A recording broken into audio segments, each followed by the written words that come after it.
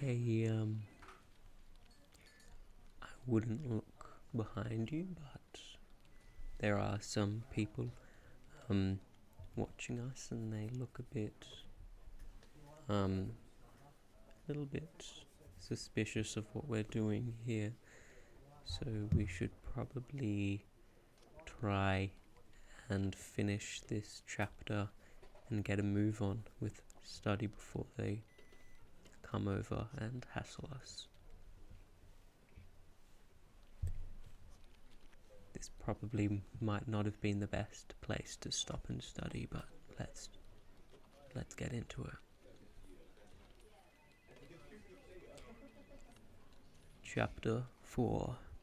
With the deep, unconscious sigh which not even the nearness of the telescreen could prevent him from uttering when his day's work started, Winston pulled the speak right towards him, blew the dust from its mouthpiece, and put on his spectacles. Then he unrolled and clipped together 4 small cylinders of paper which had already been flopped out of the pneumatic tube on the right-hand side of his desk. In the walls of the cubicle there were 3 orifices. To the right of the speak right, a small pneumatic tube for written messages. To the left, a larger one for newspapers. And in the side wall, within easy reach of Winston's arm, a large oblong slit protected by a wire grating. This last was for the disposal of waste paper. Similar slits existed in thousands or tens of thousands throughout the building, not only in every room, but at short intervals in every corridor. For some reason, they were nicknamed memory holes. When one knew that any document was due for destruction, or even when one saw a scrap of waste paper lying about, it was an automatic action to lift the flap of the nearest memory hole and drop it in, whereupon it would be whirled away on a current of warm air to the enormous furnaces which were hidden somewhere in the recesses of the building. Winston examined the 4 slips of paper, which he had unrolled. Each contained a message of only 1 or 2 lines, in the abbreviated jargon not actually newspeak, but consisting largely of newspeak words, which was used in the ministry for internal purposes. They ran: Times 17.3.84 BB, speech malreported Africa, rectified Times 1912.83, forecast 3 YP, 4th quarter 83, misprints verified, current issue. Times 14.2.84, mini plenty, malquoted, chocolate, rectified Times 3.12.83, reporting BB day order, double plus ungood refs, unpersons rewrite, full wise unsub, anti-filling. With a faint feeling of satisfaction, Winston laid the 4th message aside. It was an intricate and a responsible job, and had better be dealt with last. The other 3 were routine matters, though the second one would probably mean some tedious wading through lists of figures. Winston dialed back numbers on the telescreen and called for the appropriate issues of the Times, which slid out of the pneumatic tube after only a few minutes' delay. The messages he had received referred to articles or news items which, for one reason or another, it was thought necessary to alter, or, as the official phrase had it, to rectify. For example, it appeared from the Times of the 17th of March that Big Brother, in his speech of the previous day, had predicted that the South Indian front would remain quiet As soon as Winston had dealt with each of the messages, he clipped his speak written corrections to the appropriate copy of the Times and pushed them into the pneumatic tube. Then, with a movement which was as nearly as possible unconscious, he crumpled up the original message and any notes that he himself had made and dropped them into the memory hole to be devoured by the flames. What happened in the unseen labyrinth to which the pneumatic tubes led, he did not know in detail, but he did know in general terms. As soon as all the corrections which happened to be necessary in any particular number of the Times had been assembled and collated, that number would be reprinted, the original copy destroyed, and the corrected copy placed on the files in its stead.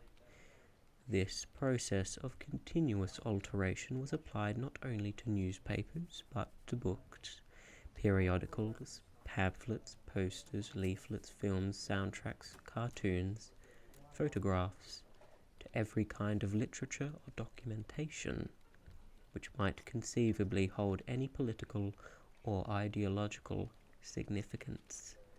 Day by day and almost minute by minute, the past was brought up to date. In this way, every prediction made by the party could have been showed by documentary evidence to have been correct, nor was any item of news or any expression of opinion which conflicted with the needs of the moment ever allowed to remain on record. All history was palimpsest, scraped clean, and reinscribed exactly as often as was necessary. In no case would it have been possible, once the deed was done, to prove that any falsification had taken place. The largest section of the records department, far larger than of the one in which Winston worked, consisted simply of persons whose duty it was to track down and collect all copies of books, newspapers, and other documents which had been superseded and were due for destruction. A number of the Times which might, because of changes in political alignment or mistaken prophecies uttered by Big Brother, have been rewritten a dozen times, still stood in the files bearing its original date, and no other copy existed to contradict it. Books also were recalled and rewritten again and again, and were invariably reissued without any admission that any alteration had ever been made.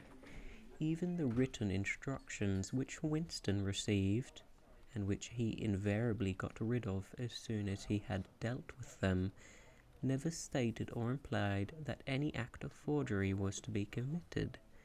Always the reference was to slips, errors, misprints, or misquotations which was necessary to put right in the interests of accuracy. But actually, he thought, as he readjusted the Ministry of Plenty's figures, it was not even forgery, it was merely the substitution of one piece of nonsense for another. Most of the material that you were dealing with had no connection to anything in the real world, not even the kind of connection that is contained in a direct lie. Statistics were just as much as a fantasy in their original version as in their rectified version.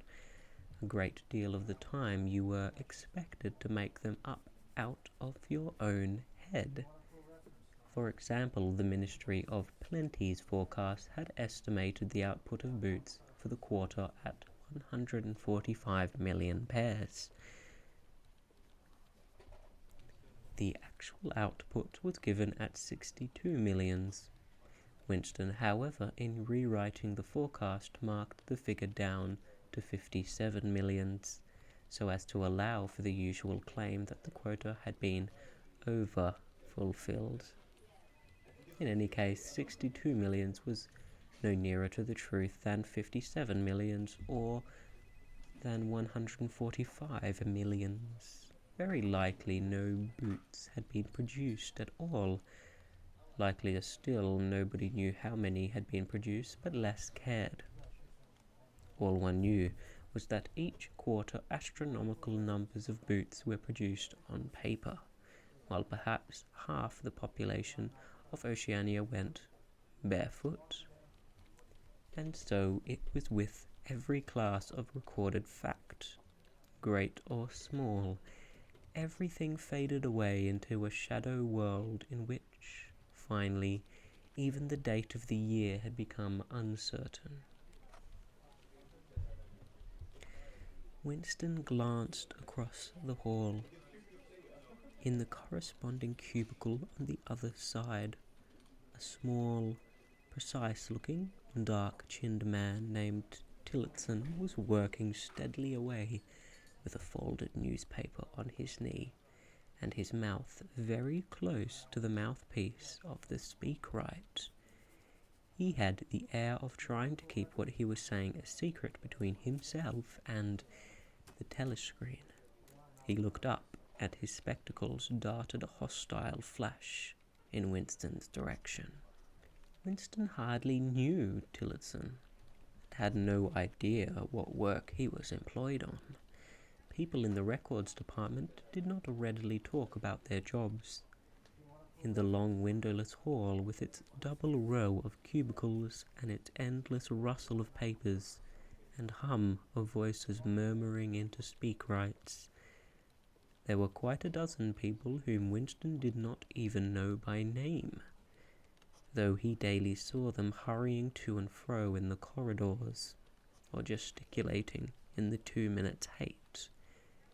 He knew that in the cubicle next to him, the little woman with sandy hair toiled day in and day out, simply at tracking down and deleting from the press the names of people who had been vaporized and were therefore considered never have to existed. There was a certain fitness in this, since her own husband had been vaporized a couple of years earlier. And a few cubicles away, a mild, ineffectual, dreamy creature named Ampleforth, with very hairy ears and a surprising talent for juggling with rhymes and meters, was engaged in producing garbled versions, definitive texts, they were called, of poems which had become ideologically offensive, but which for one reason or another were to be retained in anthologies. And this hall, with its 50 workers or thereabouts, was only one subsection, a single cell, as it were, in the huge complexity of the records department. Beyond, above, below, were other swarms of workers engaged in an unimaginable multitude of jobs. There were the huge printing shops with their sub-editors, their typography experts, and their elaborately equipped studios for the faking of photographs. There was the teleprogram section with its engineers, its producers, and its teams of actors specially chosen for their skill in imitating voices. There were the armies of reference clerks whose job was simply to draw up lists of books and periodicals which were due for recall. There were the vast repositories where the corrected documents were stored, and the hidden furnaces where the original copies were destroyed. And somewhere or other, quite anonymous, there were the directing brains who coordinated the whole effort and laid down the lines of policy which made it necessary that this fragment of the past should be preserved, that one falsified and the other rubbed out of existence. And the record department, after all, was itself only a single branch of the Ministry of Truth, whose primary job was not to reconstruct the past, but to simply the citizens of Oceania with newspapers, films, textbooks, telescreen.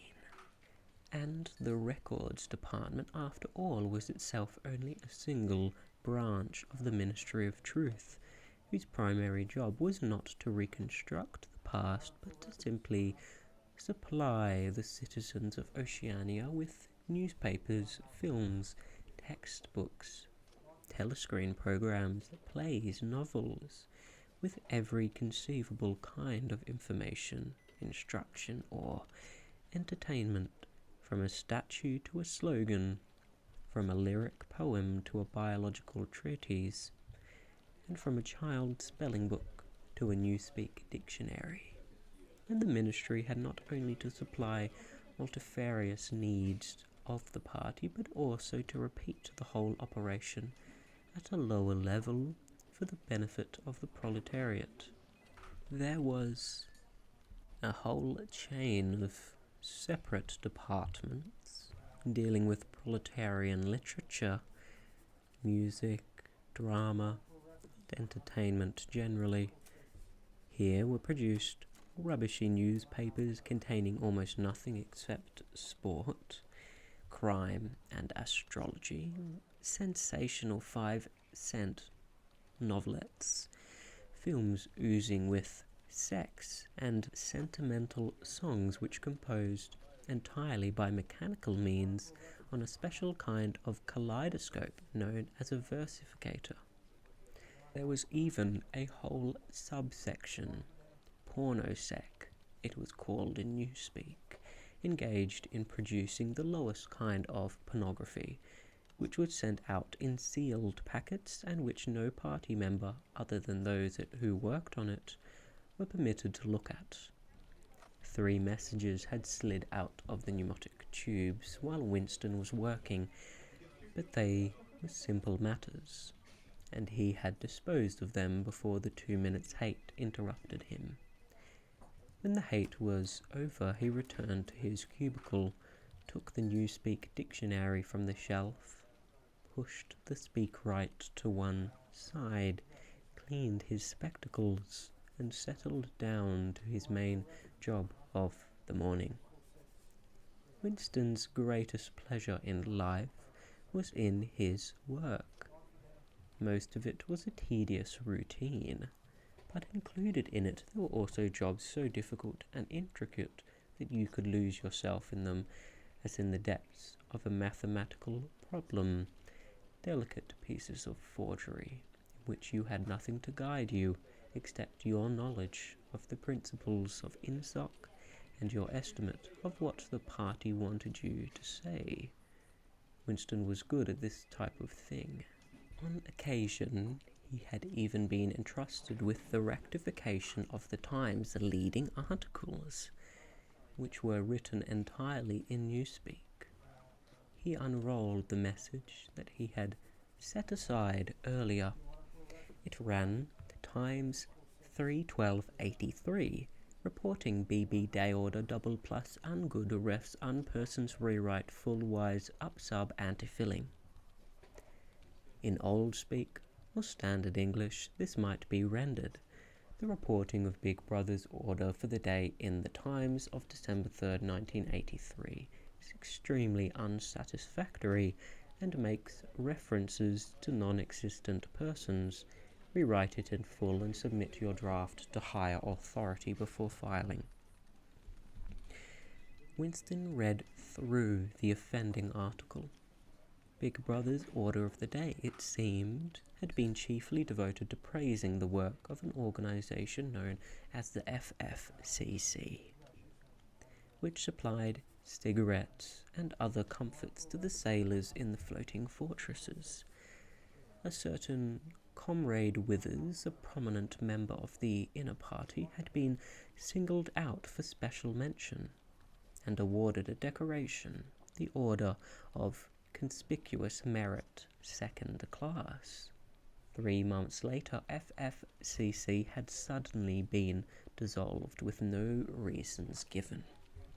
One could assume that Withers and his associates were now in disgrace, but there had been no report of the matter in the press or on the telescreen.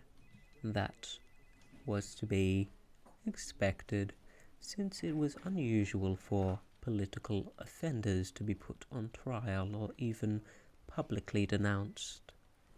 The great purges involving thousands of people with public trials of traitors and thought criminals were made abject confessions of their crimes and were afterwards executed, with special showpieces not occurring oftener than once in a couple of years. More commonly, people who had incurred the displeasure of the party simply disappeared and were never heard of again. One never had the smallest clue as to what had happened to them.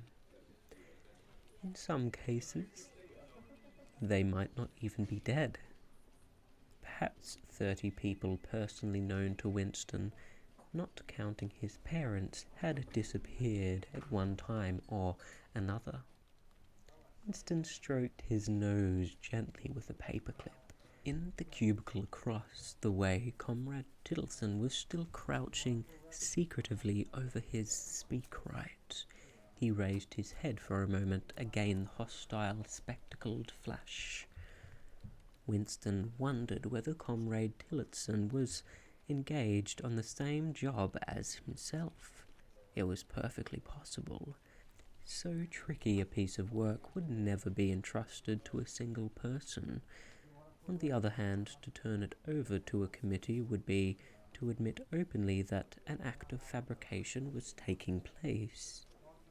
Very likely, as many as a dozen people were now working away on rival versions of what Big Brother had actually said, and presently some master brain in the inner party would select this version or that, would re-edit it, and set in motion the complex processes of cross-referencing that would be required, and then the chosen lie would pass into permanent records and become truth.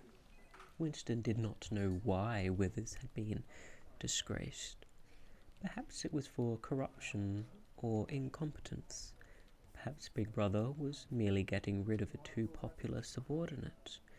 Perhaps Withers or someone close to him had been suspected of heretical tendencies. Or perhaps, what was likeliest of all, the thing had simply happened because purges and vaporizations were a necessary part of the mechanics of government. The only real clue lay in the words refs unpersons, which indicated that Withers was already dead. You could not invariably assume this to be the case when people were arrested. Sometimes they were released and allowed to remain at liberty for as much as a year or 2 years before being executed. Very occasionally, some person whom you had believed dead long since would make a ghostly reappearance at some public trial where he would implicate hundreds of others by his testimony before vanishing, this time forever. Withers, however, was already an unperson. He did not exist. He had never existed. Winston decided that it would not be enough to simply reverse the tendency of Big Brother's speech. It was better to make it deal with something unconnected with its original subject. He might turn the speech into the usual denunciation of traitors and thought criminals. But that was a little too obvious. While to invent a victory at the front or some triumph of overproduction in the 9th 3-year plan might complicate the records too much. What was needed was a piece of pure fantasy. Suddenly there sprang into his mind, ready-made as it were, the image of a certain Comrade Ogilvy, who had recently died in battle in heroic circumstances. There were occasions when Big Brother devoted his order for the day to commemorating some humble rank-and-file party member whose life and death he held up as an example worthy to be followed. Today he should commemorate Comrade Ogilvy. It was true that there was no such person as Comrade Ogilvy, but a few lines of print and a couple of faked photographs would soon bring him into existence. Winston thought for a moment, and then pulled the speak right towards him and began dictating in Big Brother's familiar style, a style at once military and pedantic, and, because of a trick of asking questions and then promptly answering them, what lessons do we learn from this fact, comrades? The lesson, which is also one of the fundamental principles of Ingsoc, that, etc., etc., easy to imitate. At the age of 3, Comrade Ogilvy had refused all toys except a drum, a submachine gun, and a model helicopter. At 6, a year early, by a special relaxation of the rules, he had joined the spies. At 9, he had been a troop leader. At 11, he had denounced his uncle to the thought police, after overhearing a conversation which appeared to him to have criminal tendencies. At 17, he had been a district organizer of the Junior Anti-Sex League. At 19, he had designed a hand grenade which had been adopted by the Ministry of Peace, and which, at its first trial, had killed 31 Eurasian prisoners in one burst. At 23, he had perished in action. Pursued by enemy jet planes while flying over the Indian Ocean with important dispatches, he had weighted his body with his machine guns and leapt out of the helicopter into deep water. Dispatches and all. An end, said Big Brother, which it was impossible to contemplate without feelings of envy. Big Brother added a few remarks on the purity and single-mindedness of Comrade Ogilvy's life. He was a total abstainer and a non-smoker. He had no recreations except for a daily hour in the gymnasium, and had taken a vow of celibacy, believing marriage and the care of a family to be incompatible with a 24-hour-a-day devotion to duty.